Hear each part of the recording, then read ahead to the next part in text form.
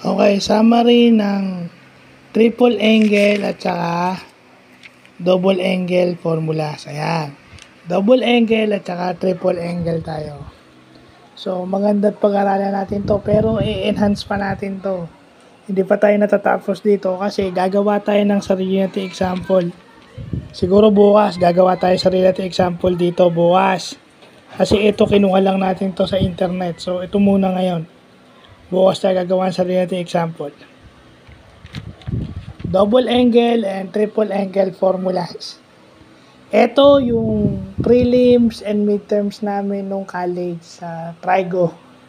Na aminin ko na medyo hirap ako. So maganda't binalikan natin. Para pampatalas na rin ng utak. Ayan. Yun yan. So, yun lang pa.